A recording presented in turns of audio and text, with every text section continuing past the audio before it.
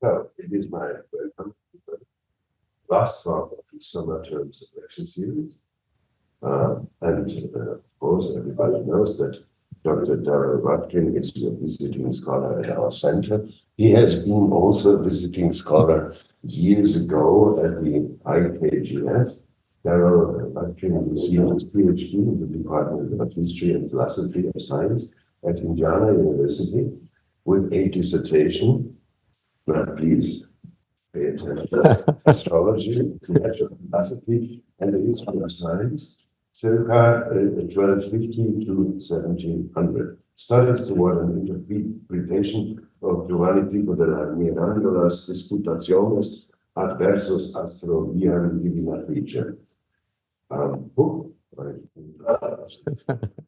The prop. Exactly. That is the sort of result, we say, of his studies, and of course also of the PhD thesis. Now, Darrel does research on the history of the so-called occult sciences, astrology, magic, Kabbalah, alchemy, witchcraft, and the history of medicine in various aspects. And that was published in the series Archimedes New Studies in the History of Philosophy of Science and Technology in 2019. And I also have to, Darrel joined us, by the way, after several years of teaching history of science at the CAS-E in Venice. I also have to mention that Darrel has been a participant of the first episode of the podcast series of CAS-E, and a very productive one, I would say. And let me just add that for a few things I know about astrology and magic in the European Middle Ages and the early modern period, I'm deeply indebted to Darrel. So please join me. Welcome.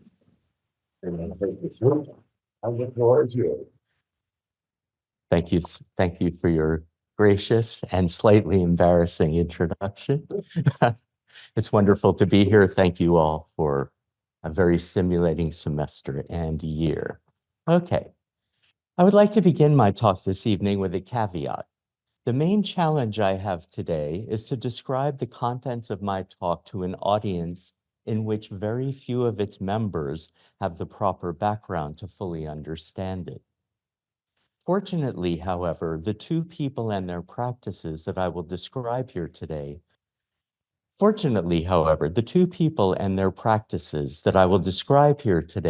are human beings engaged in religiously oriented ritual activities at a particular time and place, and they are thus worthy of sympathetic consideration. Both of our protagonists, Marsilio Ficino, who lived from 1433 to 1499, and Frater Acher, who is currently alive and well, bring along with them very interesting but different worldviews together with particular ritual practices, which are both designed and enacted in order to unite or engage the practitioner with particular features of the divine realm, namely planetary spirits. In what follows, I will first describe Ficino's deeply astrological theurgical ritual for union, i.e. reunion with and return to the divine, which has been the main focus of my research this year. Then I will describe and compare interesting and relevant features of Frater Acher's contemporary ritual magical practices that are designed for what he calls communion with planetary spirits. I hope you will find that these two cases are both richly comprehensible as a pre-modern and a contemporary expression of religious practices that should be easy for all of us to categorize and or identify as esoteric in some sense. But I will save that for the discussion afterwards. Ficino is thus my dead interlocutor. My brief in this talk, or in its first part at least, is to bring Ficino's practices and worldview back to life, in an enactment of what I like to call historical necromancy, with tongue fully in cheek, of course. In contrast to Ficino, who died in 1499, I can still talk in a more normal mode with Frater Acher, as I did last Thursday, July 11th, in a splendid video chat conversation brokered by Bernd. I have interacted with Acher in three primary ways: via his website, theomagica.com, by watching an interview with a practitioner on the RENCEP website, and with a Viva Voce interview over Facebook Messenger. By contrast, I have pieced my picture of Ficino's worldview and practices together by closely reading Book 3 of his De Vita numerous times. Thus, what I will present here is my best attempt at a preliminary comparison, the focus of which will primarily be, 1, on the astrological planetary dimension, and 2, on the details of how and why they both conjure planetary spirits and daimons in their practices. In my understanding, Ficino uses late antique Neoplatonic and medieval Arabic and Latin textual resources that he deeply integrated with astrology to construct his uniquely creative Renaissance amalgam in Book 3 of his 3 books on life, which he composed in 1489. This rich background is essential for articulating both Ficino's broader worldview and his particular ritual praxis, as I will attempt to do here. I reconstruct Ficino's deeply astrological theurgical ritual structure from 1489 in order to compare it with a contemporary ritual series for conjuring planetary spirits performed in the 2010s here in southern Germany. Frater Acher designs his ritual by transforming/adapting the text of the Arbatel, the Magic of the Ancients, from 1575, which he consciously and explicitly modified by further ritualizing it with modern magical practices derived from the Golden Dawn ritual magic tradition, resulting in a neo-traditionalist ritual that Acher calls the Arbatel experience on his website, theomagica.com, some of which we will explore in a few minutes. My main question in this talk, which I formed before undertaking any of the research for it, beyond reading Berndt 2023 essay, Conjuring Planetary Spirits in the 21st Century, Textual Ritual Entanglements in Contemporary Magic, which first brought Acher to my attention, is whether Ficino's De Vita might somehow be at the roots, either directly or indirectly, consciously or otherwise, of Acher's practices. In my reconstruction, I will focus on Ficino's treatment of planetary spirits, which I will then compare with Frater Acher's, asking, among other things, does Acher have daimones, or some equivalent in his system, i.e. angels, daimons, or some other sorts of disembodied spirits? Is the world alive and ensouled in his system? Are the planets? Is there an astrological dimension to his system and his practice? If so, how extensive is it? How does prayer work? Is it coercive? These are the basic questions that oriented my research into Acher's work, for which this talk is the first fruits. I should also note that I have a relatively deep knowledge of Ficino's Theurgical Astrology, where I have only made a preliminary sounding of Acher's writings and practices.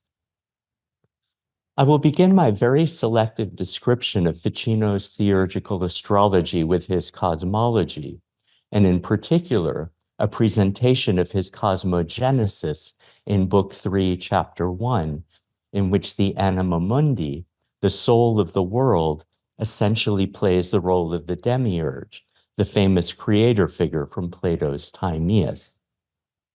For, according to the more ancient Platonists, from the seminal reasons the world soul built in the heavens, besides the stars, and thus the constellations of actual stars, figures, i.e., the signs of the zodiac, and such of their parts as are also themselves figures. And she impressed properties on all of these. In the stars, moreover, and their figures, parts, and properties are contained all the species of things below and their properties.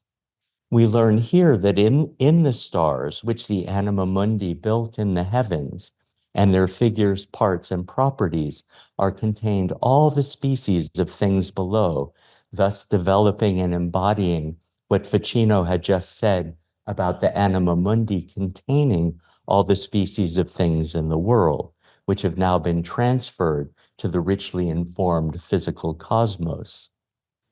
Ficino then further explains what he means to complete this section. But let us return to the world soul.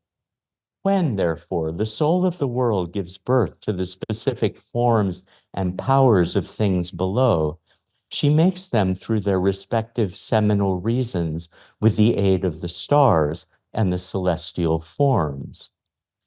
But the world soul produces the endowments peculiar to individuals, likewise through the seminal reasons, but not so much with the aid of celestial forms and figures as by the location of the individual stars and the relation of the motions and aspects of the planets, both among themselves and with respect to the stars above the planets.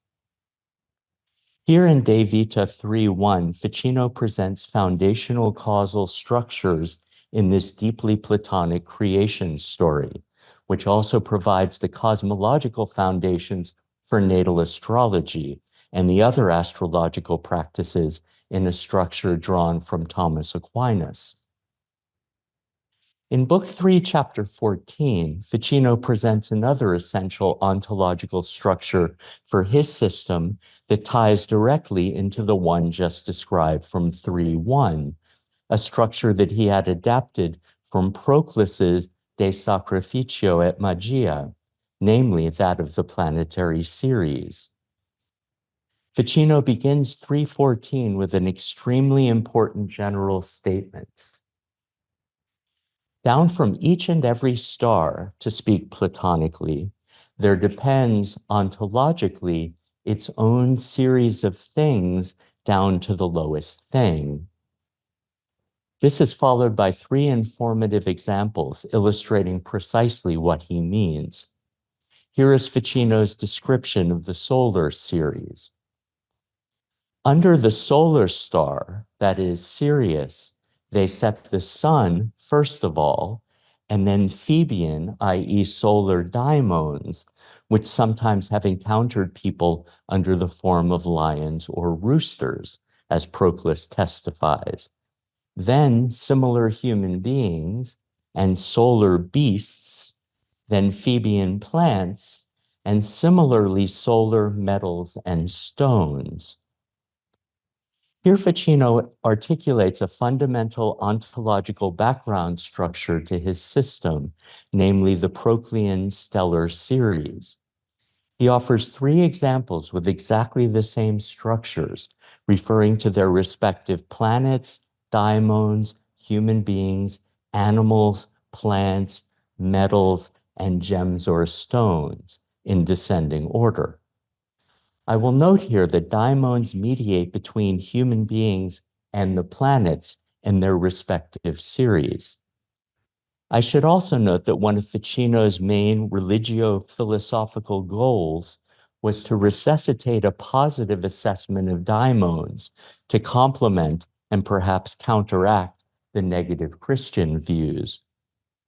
Ficino follows these examples with another general statement regarding the solar series that further articulates this ontological background structure.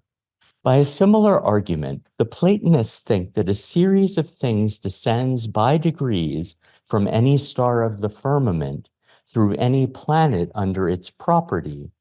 If, therefore, as I said, you gather together at the right time all of the solar things through any level of that order, i.e. human beings of a solar nature or something belonging to such a person, likewise animals, plants, metals, stones, and whatever pertains to these, you will drink in unconditionally the power of the sun, and to some extent the natural power of the solar daimons.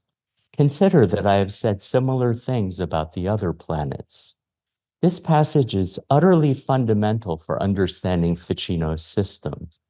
In it, he recommends using and combining actually existing things in the world in order to access, literally to drink in, planetary and daimonic energies. Ficino is extremely clear here that the entities with similar planetarily derived forms must be combined at the proper astrologically determined times for maximal effect, thus employing astrological elections, the choosing of astrologically propitious times to begin or do something, including magico-theurgical rituals, as we will see.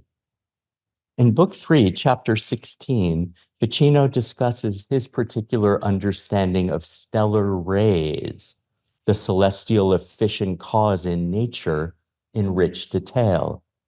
Among other things, Ficino distinguishes the nature of celestial from fiery, that is, elemental rays, by asserting that they are alive. Although there are profound structural similarities between Ficino's views here and the ideas of Al-Kindi in the foundational De Radii Stellarum on stellar rays, and Albertus Magnus in his De Fato and elsewhere, Ficino's focus on the living nature of celestial rays in his system causes it to differ significantly from his sources, thereby strongly Platonizing it. For the celestial rays are not inanimate like the rays of a lamp, but living and perceiving, since they shine forth through the eyes of living bodies, i.e. the planets, and they bring with them marvelous gifts from the imaginations and minds of the celestials. Also a very intense force from their strong emotion and from the very rapid motion of their bodies. And they act in particular and to the greatest extent on the human spiritus, which is most similar to the celestial rays. They act besides on even the hardest bodies, for all of these things are very weak in relation to the heavens. In this striking image, the stellar rays are alive because they radiate from living planets, which Ficino elsewhere in De Vita calls the eyes of the world. Soon after, Ficino describes more precisely how celestial influences work in his system. He begins by explaining that each individual celestial entity has its own unique rays, in an analysis wholly indebted to the De Radiis, and which also provides practical astrology's natural, philosophical, or scientific foundations. Moreover, there are also different powers in different stars, and for this reason they differ among themselves in their rays. Beyond this, different powers arise in the impact of rays striking differently in the world at different angles of incidence. And finally, in the mutual concourse of rays, i.e. the astrological aspects. If you would diligently consider these things, perhaps you will not doubt, they will say, but that instantly, with an emission of rays, forces are imprinted on talismans, and diverse forces from diverse emissions. Ficino's description here seems to have been lifted directly from chapter 2 of the influential analysis in De Radii Stellarum, which provides the ontological foundations for a differentiated range of celestial actions in the world by means of stellar rays, and thus the essential structures for a geometrical optical model of celestial action, as I have discussed in detail in volume 1 of my monograph, which Michael kindly showed earlier. Here, moreover, Ficino is also using stellar rays as the basis for imprinting talismans with their respective celestial energies, as both de Radiis and Albert had also done.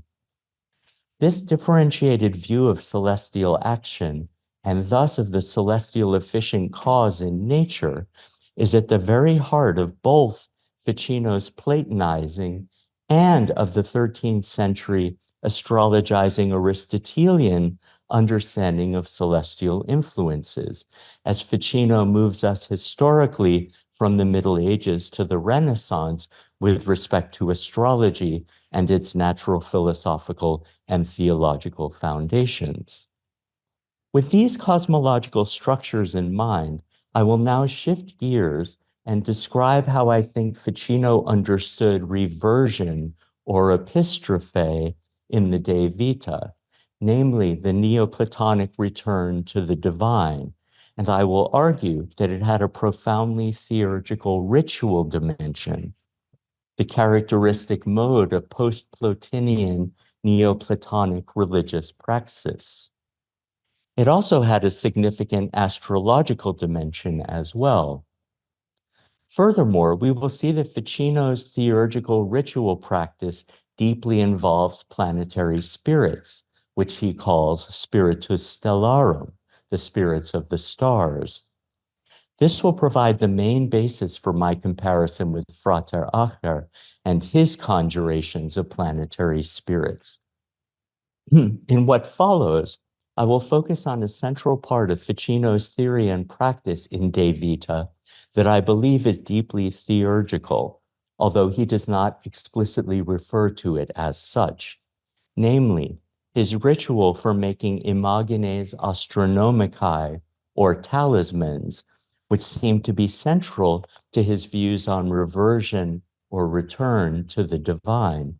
These magical and ritual objects are composed of specifically designed combinations of material objects, including metals, stones, and gems, together with images or figures engraved upon them at particular astrologically informed times, that is, in harmony with particular celestial configurations as identified by astrological elections. These talismans thus have integrated and astrologically aligned material, formal, and efficient causal dimensions that are all oriented towards a particular medical, magical, or theurgical aim, goal, or outcome. In 320, Ficino explains what the Arabs and Egyptians think about what can be done with talismans. They think that through stellar rays received at the right time and through incense, lights, and loud tones, the spirits of the stars, the spiritus stellarum, in this case, daimons, can be introduced into the compatible materials of talismans and can work wonders on its wearer or on a bystander. In De Vita 314, as we just saw, Ficino explicitly indicated that daimons are the intermediaries between the planets, i.e. the celestial gods, and human beings in each and every stellar series, in a cosmologico-metaphysical structure derived and systematized from Proclus. Just below, Ficino discusses Arabic views of a properly made talisman, in the process giving us a deeper insight into his own views, including into the importance of our psychological attitude and or meditative process in making and using talismans, while not explicitly endorsing these views. Instead, he attributes them this time to the Arabs, as he had just done together with the Egyptians, thereby at least rhetorically distancing himself therefrom, and thus allowing plausible deniability, one of Ficino's principal rhetorical strategies in this text, especially when discussing controversial topics. The Arabs say that when we fabricate talismans properly, Our spirit, if it has been intent upon the work and upon the stars through imagination and emotion, is joined together with the very spirit of the world and with the rays of the stars through which the world spirit, the spiritus mundi, acts. Here Ficino describes the linking of the talisman maker's spirit to both the cosmic spirit and the stellar rays at a fundamental stage in the proper making of a talisman, representing thereby an essential moment in theurgy, when the ritual practitioner is literally joined to the planetary and cosmic gods. Although Ficino only speaks in general terms here, in making an actual talisman, a specific planetary series would be employed so that the practitioner would conjoin him or herself explicitly with a particular planetary spirit or daimon, as indicated by their own nativity or birth horoscope, as Ficino discusses in De Vita 3:23 and 24. Just after this rich description of the Arabs' views, by which Ficino probably refers to both Al-Kindi and the Picatrix, Ficino then tells us what he himself thinks about suffumigations or incense, qua there being an aroma. But I think that aromas, being very similar in nature to spirit and to air, and consistent also, especially if they are burning with the rays of the stars, if they are solar or jovial, strongly influence the air and the spirit towards capturing the gifts of the sun or of Jupiter, whichever is then dominant when the work is done in a timely manner under its rays. Ficino thus asserts in propria persona that incense or suffumigations can be used profitably to link the heavens by means of stellar rays to a person's spirit in the making of a talisman. Furthermore, especially if they are solar and or jovial in nature, they can capture the sun's and Jupiter's special gifts, particularly if they are made in a timely manner, that is, at an astrologically propitious time, as discovered by an astrological election, one of the four canonical types of astrological practice, which, along with nativities or birth horoscopes, are the two main types that Ficino employs in De Vita. Given that Ficino was himself a Catholic priest, the comparison with the use of incense in Catholic ritual seems resonant. In this ritual for making talismans, then, the theurgist could thus effect henosis or union with the celestial gods, precisely the aim of Ficino's overall medico-magical and religious endeavor, which thereby embraces, imitates, and in part transforms by more fully astrologizing central Iamblichian and Proclean theurgical structures and orientations. In fact, a major feature of Ficino's contribution to making a Renaissance version of theurgy is to more fully astrologize it, as I discuss more fully elsewhere. To finish Book 3, Chapter 22, and thus his mini treatise on talismans, Ficino offers a valuable recapitulation in which he clarifies this entire discussion, including the roles of living stellar rays and of planetary and human souls. Here he does so significantly in propria persona again, as he had just done in 320. Finally, wherever we say celestial gifts descend to us, understand with respect to bodies that gifts of the celestial bodies come into our bodies through our rightly prepared spirit. With respect to spirits, that even before that, through their rays, these same gifts flow into a spirit exposed to them naturally or by whatever means, that is by art, namely by talismans and medicines.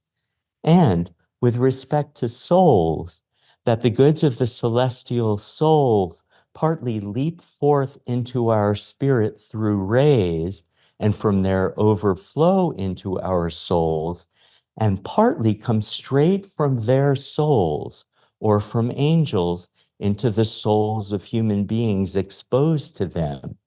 Exposed, I say, not so much by some natural means as by the choice of free will or by desire on the part of the receiving person's soul.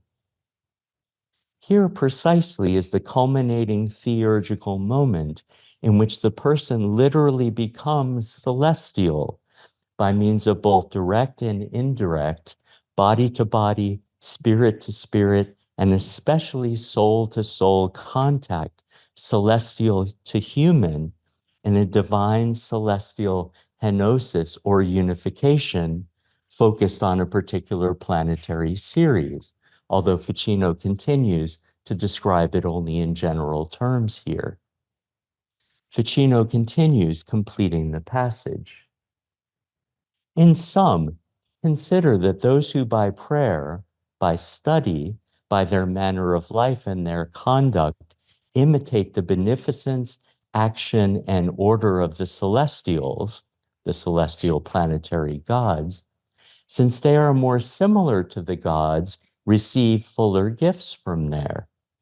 Moreover, consider too that men artificially made dissimilar and discordant to the disposition of the celestials are secretly miserable and in the end become openly unhappy. By thus choosing to imitate the celestials, human beings make themselves happy and healthy by fully reconnecting themselves to the divine by means of cosmic spirit, stellar rays, planetary bodies of souls, and their attendant daimones.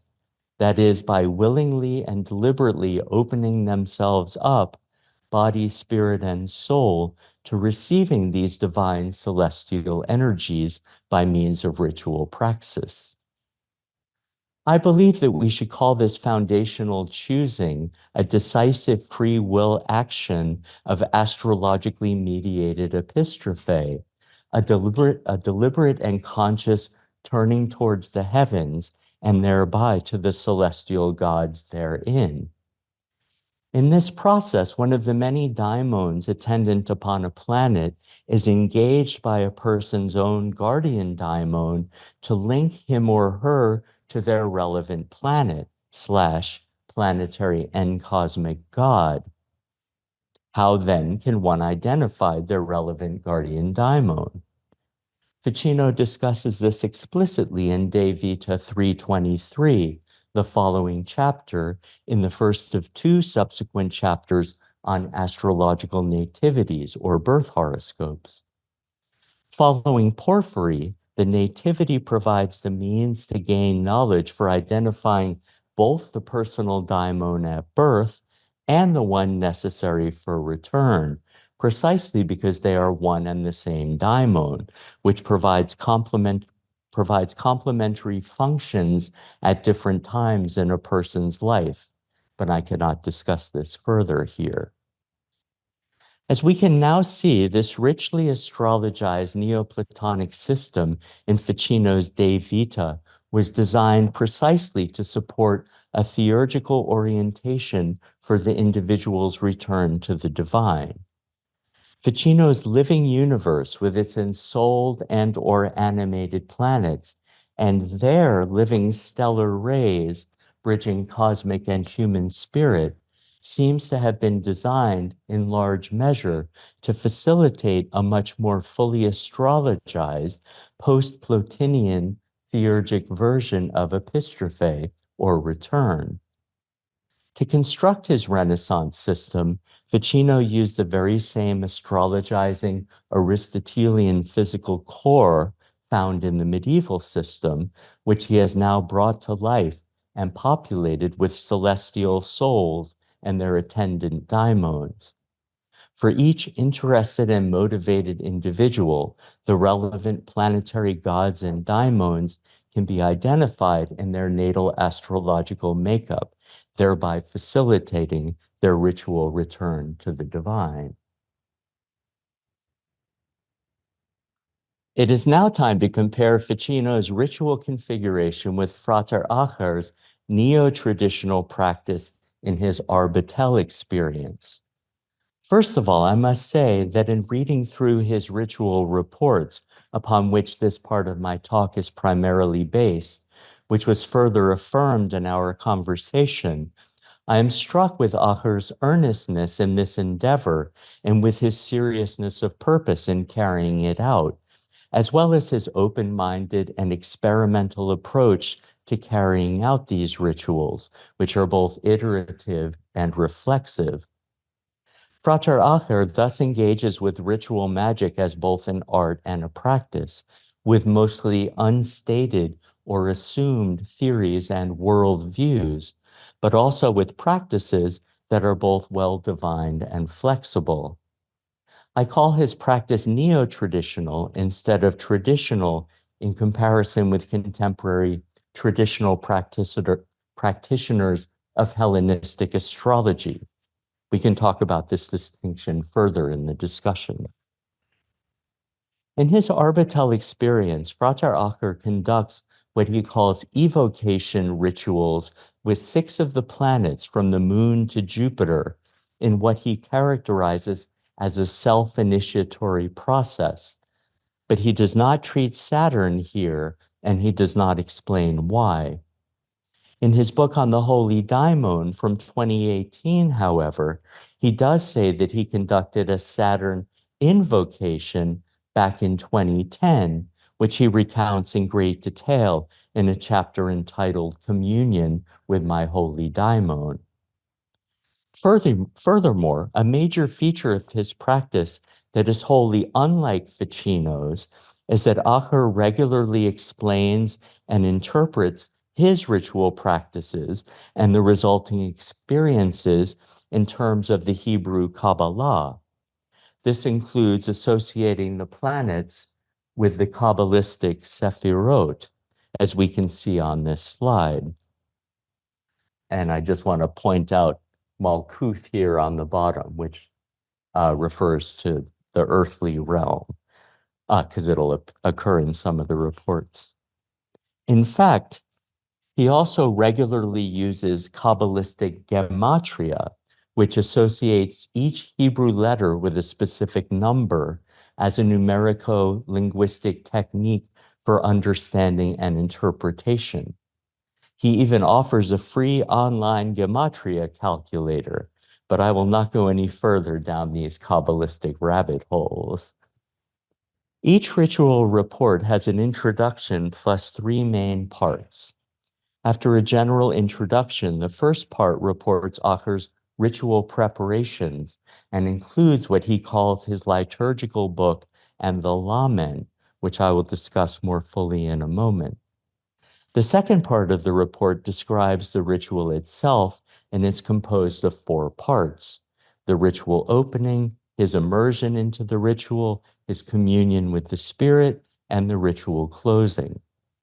The third part presents his conclusions, which are primarily his personal reflections on the ritual process and its results. I found the communion section, which is essentially Acher interviewing the planetary spirits he evokes, together with his concluding reflections, the most interesting parts of the respective reports. Central to each ritual is what Acher calls a lamen, which is particular to each planetary spirit. It is not a full-blown talisman, but rather only the imago or symbol in Ficino's terminology, which for Acher is a sigil within a geometric framework, i.e. the formal part of the talisman together with some additional writing. Given the way he wears it during the ritual over his heart, as we will see, he seems to thereby transform himself into a full-blown talisman, providing its material and human spiritual dimensions. Acher also uses astrological timing for the rituals, but only at a very low level. For him, knowing the day and hour when the relevant planet is ruling is sufficient for timing the onset of his ritual, although he discusses astrology more fully from time to time, as we will see. In this, Acher is wholly unlike Ficino, who takes astrology very seriously at many levels of his theory and practice. Thus, Acher's ritual practice seems to be characterized primarily as a mixture of traditional and modern ritual magical techniques, plus Kabbalah, and with a little astrology sprinkled in, surely a configuration of esoteric practices, however defined. Finally, the more general preparations that Acher performs are mainly for purification. These include fasting, cleansing, prayer, and isolation, and the abstinence of meat, alcohol, and cigarettes for the duration of the entire Arbitel process, that is, for more than 3 years. More specific preparations also include determining the timing, plus making and activating the lamen, on which he meditates in its making while listening to planetary music. Acher also employs planetarily informed incense and oils, which too is similar to Ficino's practice.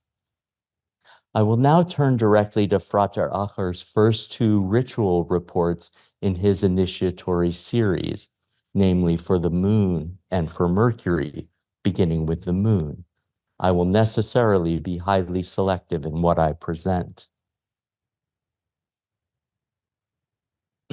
This is Acher's introduction to his report for his ritual on the moon. On Monday, the 22nd of November, 2010, a night of full moon, and during the first hour of the moon, I performed the first ritual of the Arbitel series. The ritual of the Olympic spirit of the moon, whose governor is Fool. The following document is my personal report on the preparation, completion, and conclusion of the evocation of the Olympic spirit of Fool. I hope it will serve others in their practical work and can contribute to further maintain both of the pillars of our craft, science and art. Now we move on to Acher's preparation for the ritual. Our journey started from Joseph Peterson's critical edition of the Arbitel, The Magic of the Ancients, from 2009. This beautiful book provides the full Arbitel text in Latin and English translation. Moreover, the Arbitel rites had been performed multiple times before, and several magicians had kindly shared their experiences online. What was rather obscure, however, was the actual ritual structure that is supposed to frame the Arbitel prayers. As it wasn't given in the 2nd or 3rd septenary, and the main corpus of the Arbitel was lost or never even published, we had to fill in these blank spots ourselves. Having clarified our structural approach to the rite, let me briefly talk about my personal attitude and intention for the acts. It was important to me that the successful communion with the respective Olympic spirit should be the only goal of the rites. Rather than performing the ritual for reasons of personal material gain or spiritual support, my focus should be entirely on understanding the nature of the Olympic spirits themselves. The series of rituals, therefore, was conceived as an exploration into the nature of the Olympic spirits through evocation and spirit communication. With this brief introduction to our general approach, let me share the description of my personal experience of the Arbitel ritual of the Olympic spirit of Fool. I have tried to keep this description as true and faithful as possible to what happened on this morning. I will now begin my treatment of his ritual description, beginning with the opening. I entered the temple an hour before the first hour of the moon on Monday, the 22nd of November.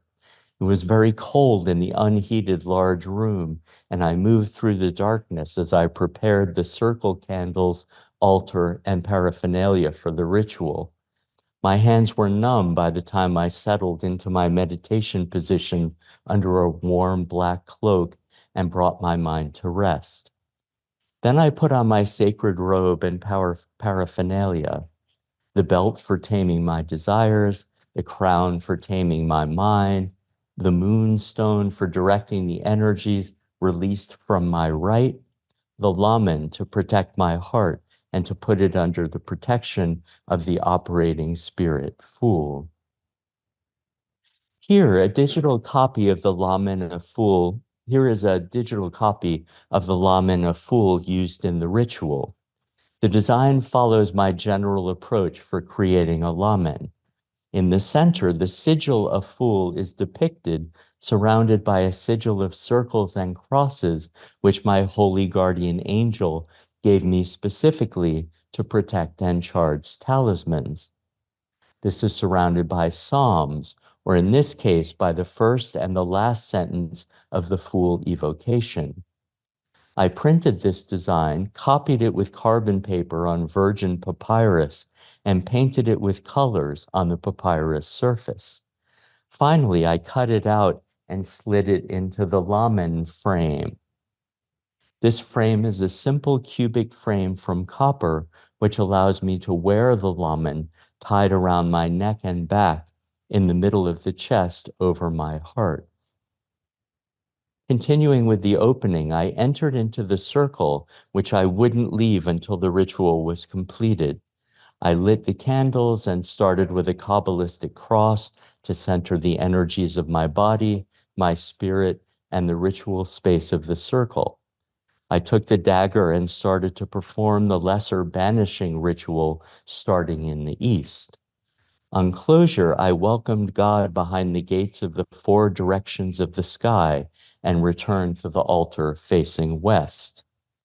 Then he turns to the section on immersion. Next, I recited the first prayer of the Arbatel text, invoking the protection of God and consecrating the table of practice. Then I lit the charcoal, which took longer than usual, as it seemed not to be entirely dry. I put the incense of the moon on the glow, and the sweet mixed smell of copal, olibanum, myrtle, sandalwood, and jasmine started to fill the circle. Next, we turn to the section of his communion with the spirit of the moon. This evocation I had to repeat 3 times until I could feel the text come alive.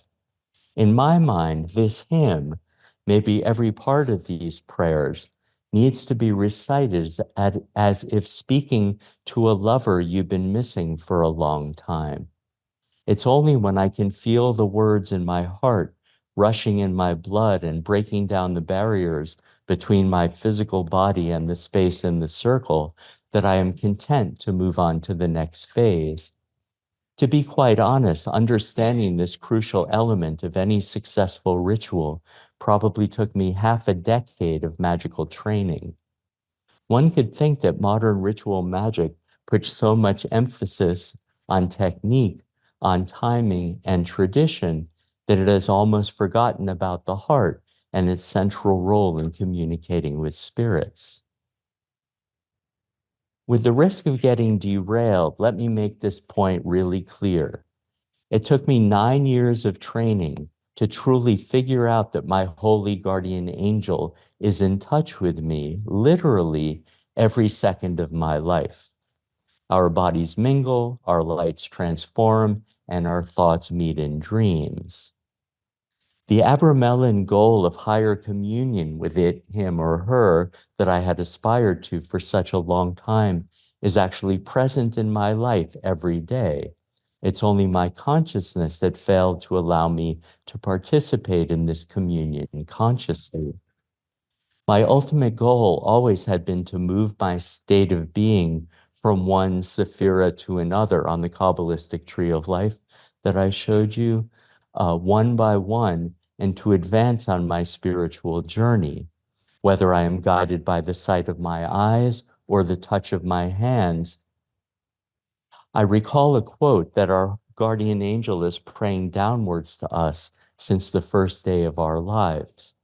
Only once we stop and concentrate on our faith and its his or her presence around us are we starting to pray upwards to it, her, or him. I recited the prayer several times until I could fully feel the effect. Then I put the liturgic book down. In this state of awe, I asked my first question and listened for an answer. Now, let me be open about how this type of spiritual telepathy works for me.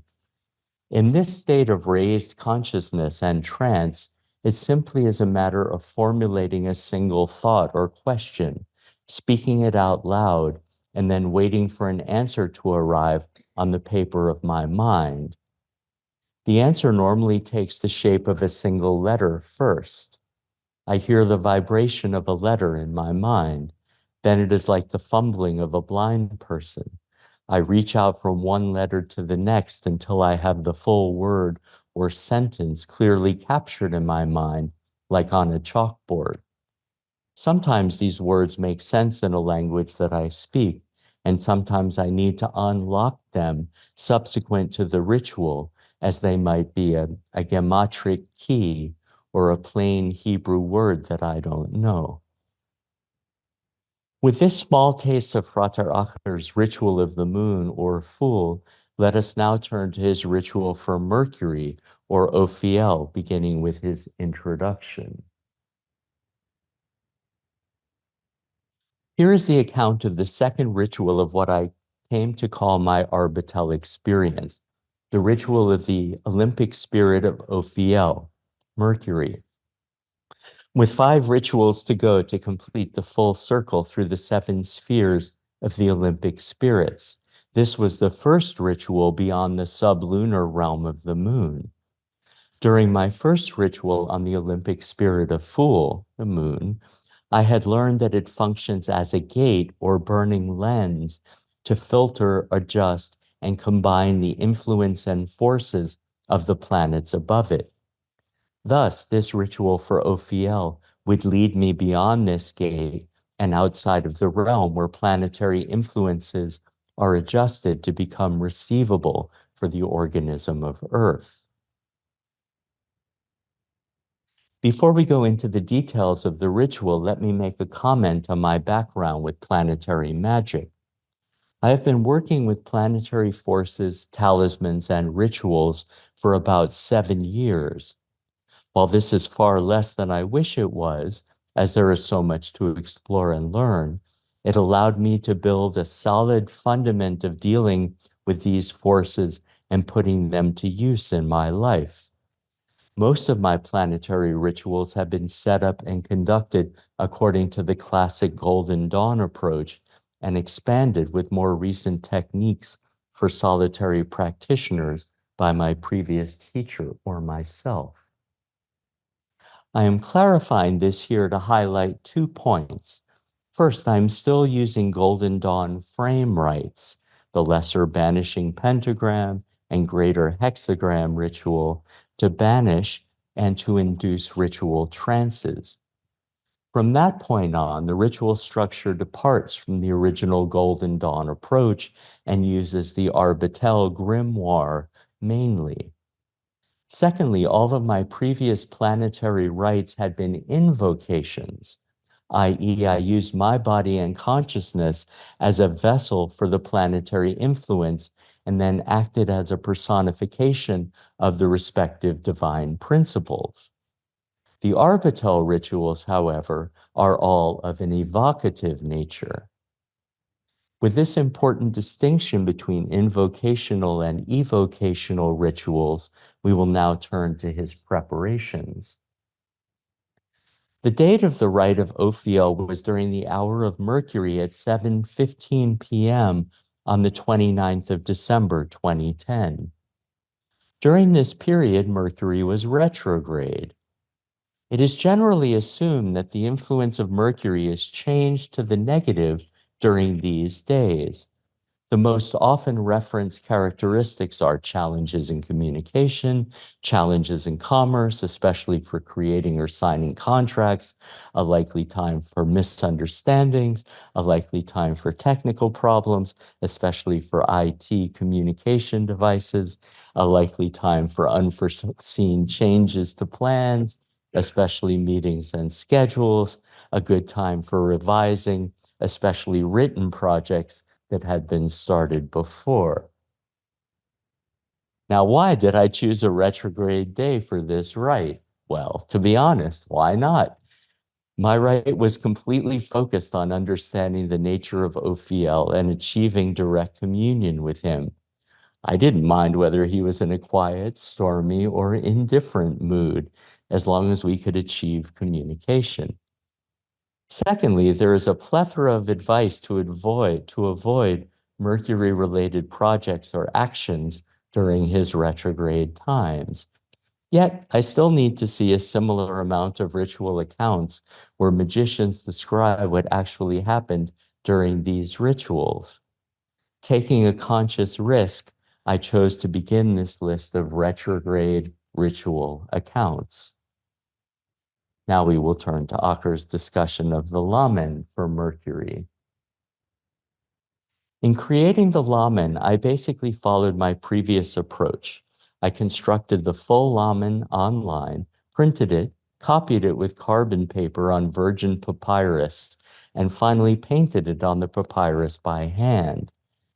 I am fully aware that a true purist would despise this approach and even create the ink to be used according to the grimoires. While I admire such a diligent approach, it is still something I need to learn and adopt for my own practice. For now, this hybrid approach of using new and old techniques in a joint manner needs to suffice. Note that this is the Lamen of Ophiel used in my rite with the traditional seal of Ophiel, plus the surrounding design described in the account in my rite of Fool.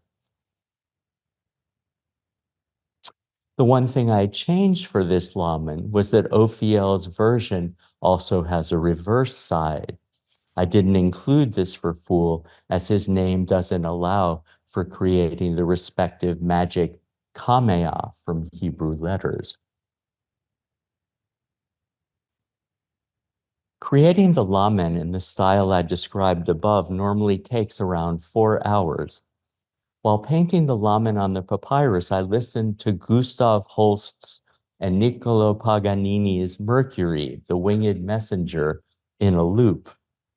At some point during this meditative process, I found myself thinking that creating this Lamen is nothing else than being a surgeon who heals a wound of imperfection to restore the sigil of Ophiel to full health and power. It felt as if the characters of the Lamen had slept in the papyrus and waited for me to carve them out and free the shapes from the nothingness of the paper. I took this as a good sign for the powers of Mercury to build up in my mind. We should now pick up again with Akker's description of the communion. At the moment I finished the evocation, the church bells started to ring. Now, for all of you who are planning to set up a temple at the moment, let me share this piece of painful personal experience. Never set it up in a Catholic village around 200 meters from the local church. It is completely absurd how often and at what times these old church bells still ring. I can only assume this was Ophiel's type of retrograde humor, as the bells continued to ring wildly for about 3 minutes. During this time, I kept my stare focused on the surface of the black mirror, remained still, and concentrated in order not to lose my state of ritual trance or allow negative motions to arise. Now he presents his conclusions. As I am finishing this report, It is the 20th day after the ritual, and I am still in the process of making sense of the experience. Where Fool allowed me to communicate with her in a sublime and moderate manner, Ophiel was the power of an electric storm overflowing with curiosity and power while being held confined within my circle and the table of practice only. Personally, I am attributing much of the intensity of Ophiel's presence to the fact that Mercury was retrograde during the time of the evocation. Here is his reflection on the astrological dependencies in ritual. Assuming a strong connection between the Olympic spirits, i.e. Ophiel, and the material realm, we need to consider that their influence actually might underlie and depend on general astrological constellations at any point of evocation. This could lead to the practice of creating an entire horoscope for each ritual evocation, explaining the nature of the spirit to be evoked at that specific point in time. For example, on the day of my evocation, Mercury was in a sextile with Saturn and in a quintile with Neptune. The Sun was in conjunction with Pluto and Jupiter in conjunction with Uranus. Mercury, furthermore, was located in the second decan of Sagittarius. Following this lead, it might be interesting to note that right after the ritual of Ophiel, a sudden eruption of plutonic forces took place in my life and body. The conjunction of Sun and Pluto at the time of the rite might be an explanation. Unfortunately, what has to remain open at this point of my orbital experience is the exact answer to the astrological influences taking place during the rite. Following the initial lead of a retrograde Ophiel, it seems there is more to the way we experience these planetary spirits than their nature alone, including a complex context of astrological influences that can alter the ritual experience and its repercussions. To conclude my talk, I will simply set out some comparisons and contrasts here. We can discuss them further in the discussion if you would like. First is their respective relationship to astrology. Frater Acher is much less developed, which he readily admitted in conversation, but there is some genuine curiosity as well, whereas Ficino has astrology at every level in his system. Their relationship to the holy daimon, the holy guardian angel, and to daimons. They are utterly central to both Frater Acher and to Ficino, but Ficino's view is much more explicitly astrological. On the nature and goal of the ritual, for Ficino, it is invocation to internalize and become one with the planetary spirit versus evocation for Frater Acher, which is to externalize and to commune and communicate with the spirit. And my understanding of Acher's position became more nuanced in our conversation about it.